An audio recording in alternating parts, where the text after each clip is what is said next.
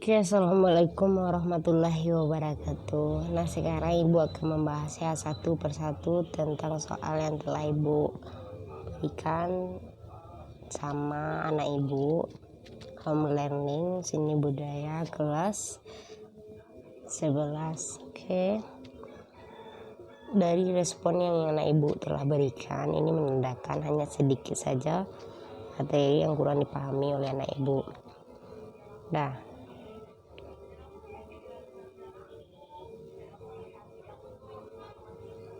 yuk kita lihat dari tanggapannya. Soal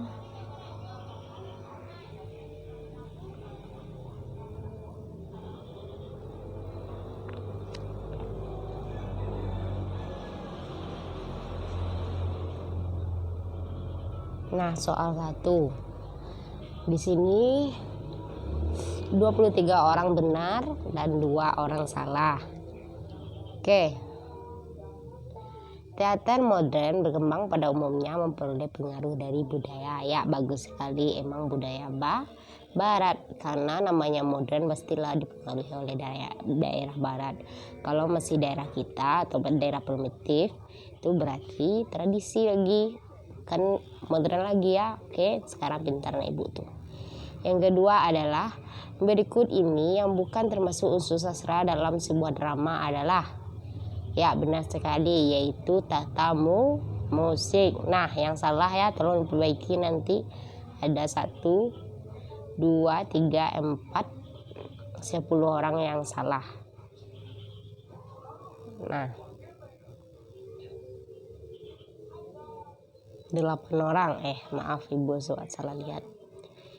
Kemudian salah satu contoh dari teater modern yang pernah dipentaskan oleh drama Indonesia seperti di bawah ini, kecuali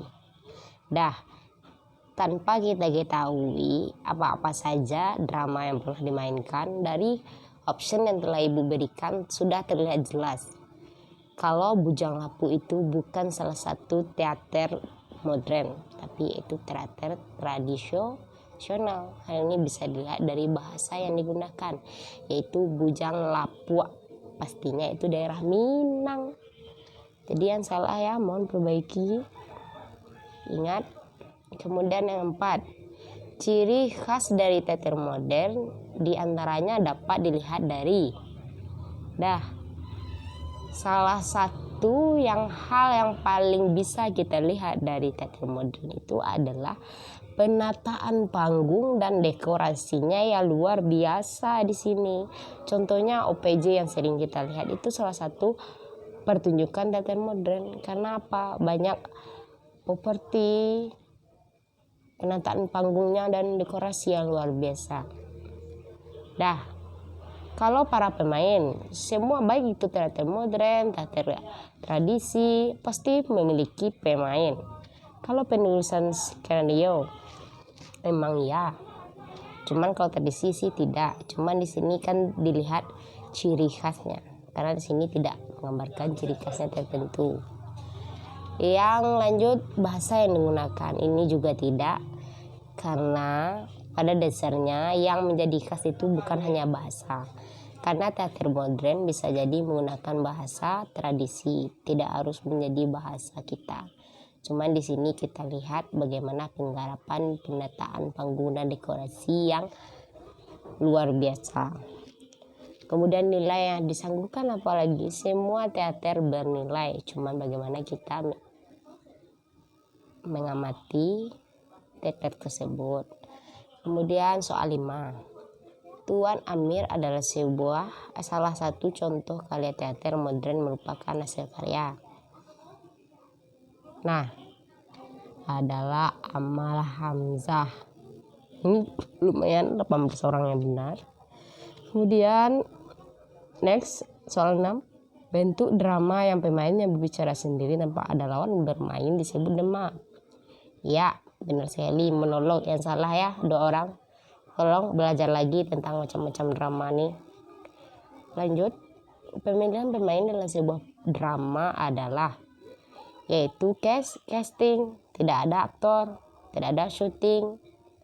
Yang milih syuting itu bukan pemilihan pemain, tapi proses untuk melakukan drama.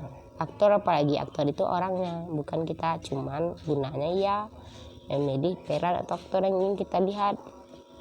Kemudian 8-nya, pengarang drama absurd yang terkenal di Indonesia adalah Iwan Sitopang. Nah, ini dia sangat terkenal dengan drama absurdnya. Lanjut 9-nya, berikut adalah salah satu persamaan dari drama tradisional dan drama modern. Nah, ini sama sekali, yaitu memiliki pementasan dan dekorasi. Cuman kalau modern dekorasinya sudah kekinian, sedangkan tradisi apa adanya dan tidak terlalu mewah atau megah.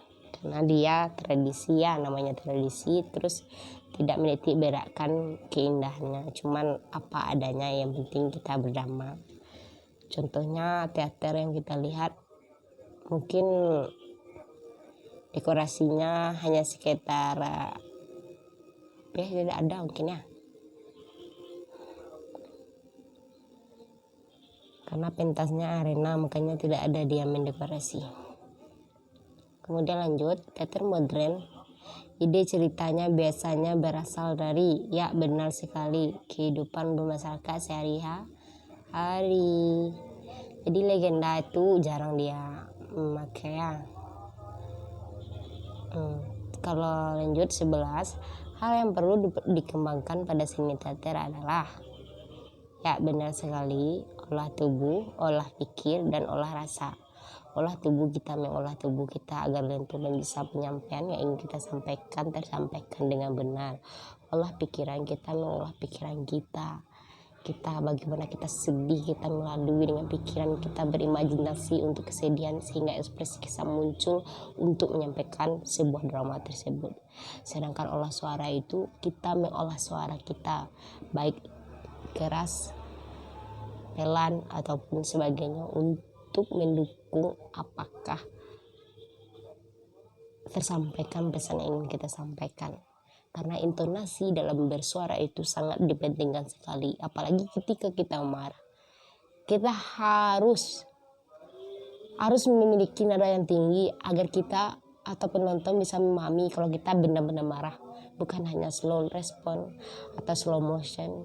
Jadi orang tak akan mengerti dengan suara yang pelan-pelan seperti itu, sedangkan kenyataannya kita marah. Jadi otomatis pesan yang ingin kita sampaikan tidak tersampaikan dengan baik kepada penonton.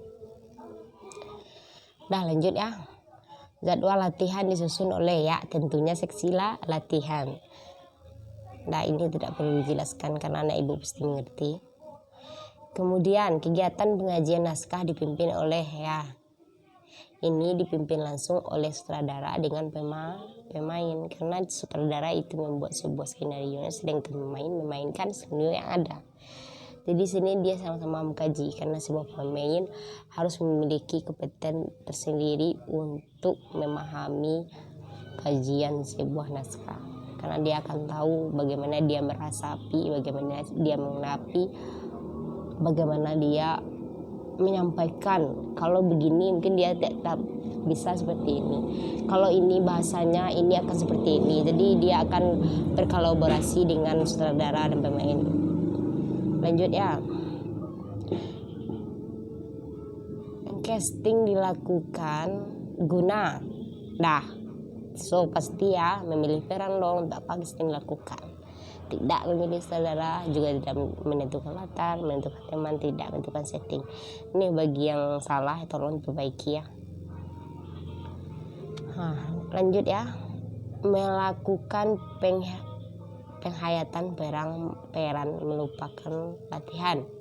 Ya benar sekali, 13 orang olah pikiran, karena kita dengan pikiran mampu kita menghayati peran yang akan kita lakukan. Dengan pikiran kita mampu membayangkan apa yang ingin kita kembangkan, apa yang ingin kita katakan.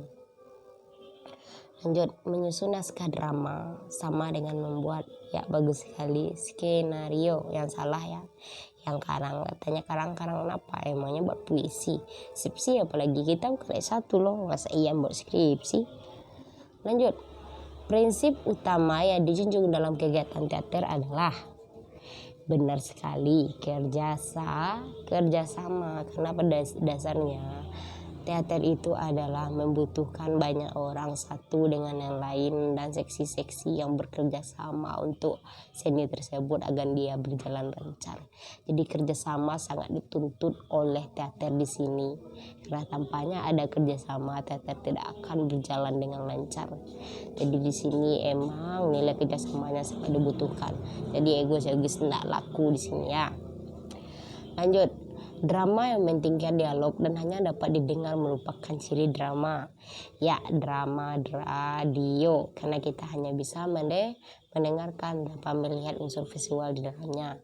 Apalagi unsur visual tidak, drama Asia tidak, drama televisi kita bisa lihat, drama ke panggung apalagi itu live. Dah, lanjut.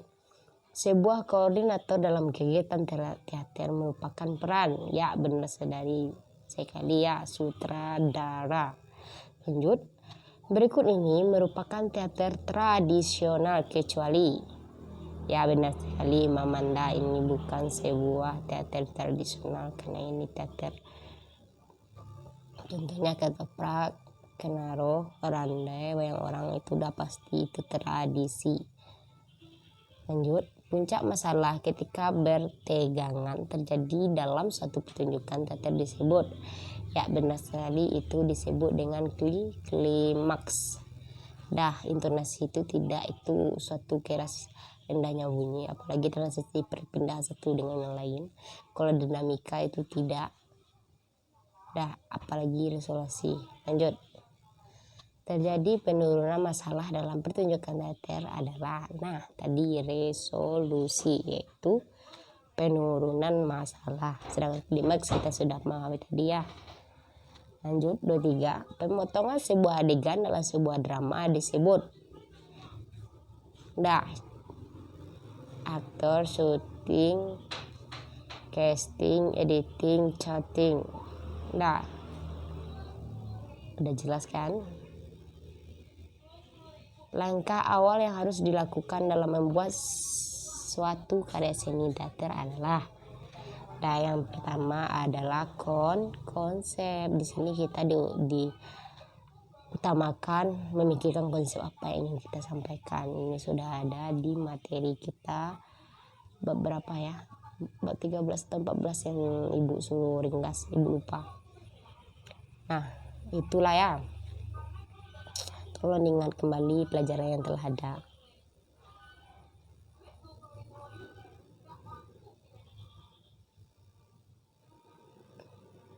Kemudian suasana riang, gembira, sedih, terharu, hening dapat ditampilkan dengan cara titik agar pesan yang ingin disampaikan dengan mudah dipahami oleh penonton. Ya benar sekali, yaitu tata iringan. Dengan iringan penonton bisa memahami apa yang ingin kita sampaikan. Melalui iringan baik itu sedih, gembira, dia akan mewakili.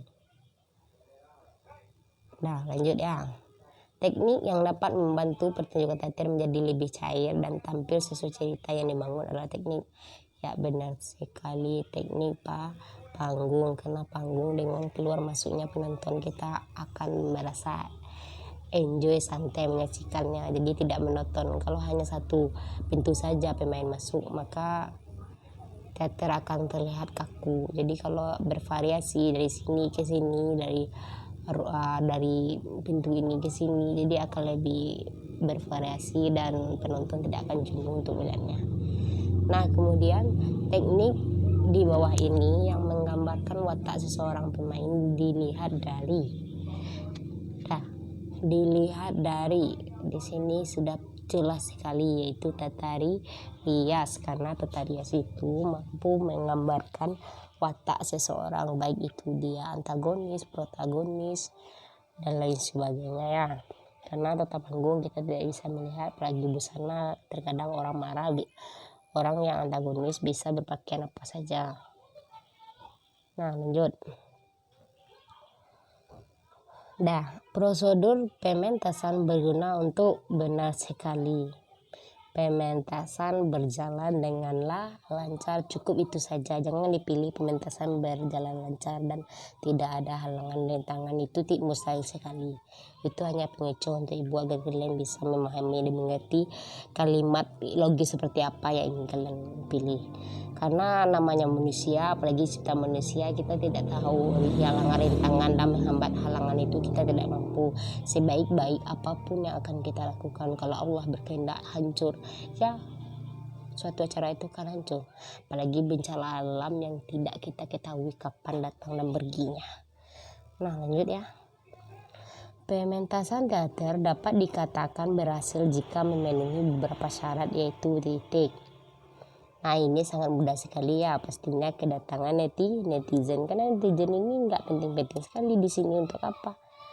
Nah, ada yang milih satu nih, kita harus ke sana. Ini sungguh salah sekali ya. Nah, lanjut. Yang terakhir ya, nilai positif yang terkandung dalam seni teater adalah ya benar kerja sama seperti yang tadi.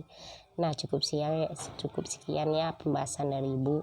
Semoga anak ibu paham, dan ibu minta kalau ada yang kurang pahamnya tolong ibu hubungi lagi ya. Oke. Cukup sekian, terima kasih. Assalamualaikum warahmatullahi wabarakatuh.